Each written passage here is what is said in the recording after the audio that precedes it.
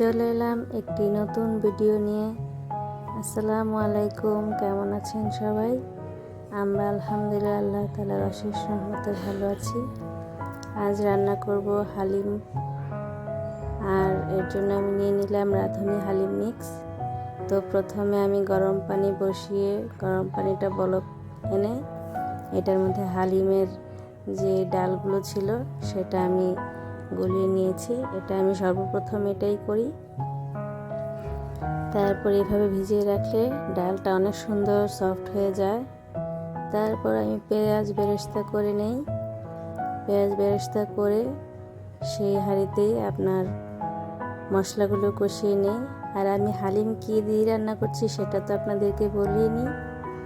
তো এই তো কোরবানি ঈদে যে খোড়াগুলো অনেক কষ্ট করে পরিষ্কার করেছিলাম সেই খোড়া দিয়ে আজকে হালিম রান্না করব। এই প্রথম আমি গরুর খোড়া খাবো, দেখব কেমন লাগে।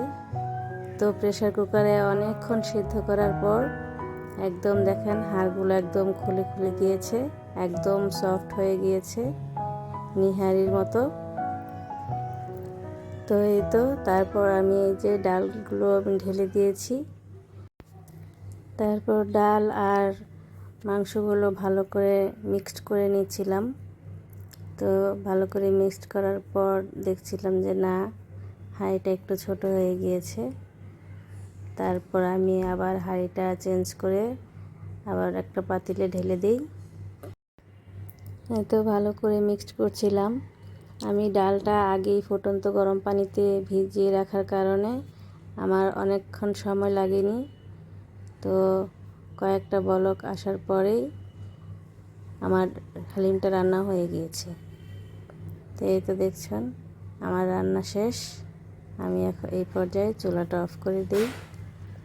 এই যে কিছুক্ষণ পর এই যে দেখুন আমার হালিমটা কি সুন্দর হয়েছে, মাশাআল্লাহ। তো আমি এই যে প্লেটে বেড়ে নিই খাওয়ার জন্য। গরুর খোড়া দিয়ে হালিম এই প্রথমবার আমি খেয়েছি। আলহামদুলিল্লাহ, অনেক মজার হয়েছিল হালিমটা। এই পর্যন্ত যারা আমার ভিডিওটি দেখেছেন তাদেরকে অনেক ধন্যবাদ। আমার পাশে থাকবেন, আমার চ্যানেলটি সাবস্ক্রাইব করবেন। আসসালামু আলাইকুম।